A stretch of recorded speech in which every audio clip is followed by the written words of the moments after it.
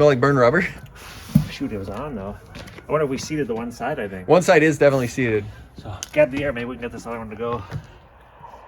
So following up on my video, I had told you to cut this middle wire here, which I thought was blue, it's actually purple. But if you cut that wire, you're able to run the vehicle in reverse. All that stuff works fine. Only downside is this is a 4-wheel drive unit. When you turn on the 4-wheel drive in reverse, then it never engages. So to fix that, we did a little bit of work up here. The real culprit that we have is this guy, the reverse limiter switch. Sometimes it just happens that when they fail, they require you to hold in the reverse override button to get any reverse functionality at all. Of course, one option would be to just go and replace this guy, but he's kind of a pain to get to, and I just don't feel like doing it. So, the 4-wheel drive setup on this, you've got this connector with 2 really small wires, this other connector here with 2 really small wires. Those wires actually go down and enable voltage into the hub coils. I disconnected one of the connectors here so that I could put some test leads in it. The one wire here is brown with a white trace. This wire here is listed as a white wire.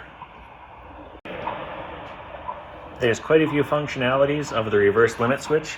One of them is that it actually provides ground to this brown and white trace wire. It runs here into this connector, into the reverse limiter.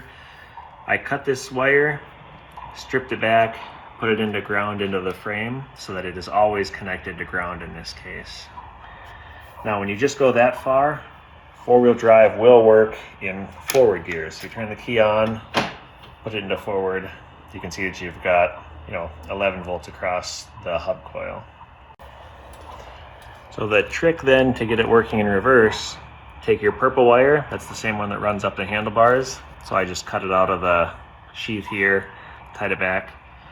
The gray with white trace wire also runs up into the handlebar.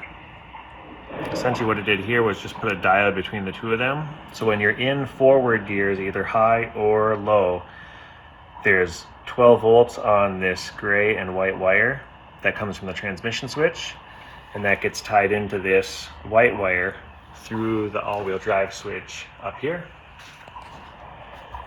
When you go into reverse though, instead of putting power on the gray and white trace wire, it's the purple wire that gets power. And so what we want to do is to be able to put purple power wire onto the gray and white so that we have 4-wheel drive functionality when we're in reverse, but we don't want to power the purple wire when we're in the forward gears, otherwise the dash light will show up with the reverse indicator. As a final test, key on, high range is 11 volts, neutral is 0, reverse is 10 volts.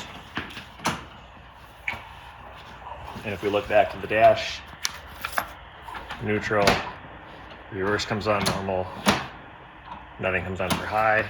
And if you really look in here, the light illuminates when you're in reverse and illuminates when you're in forward.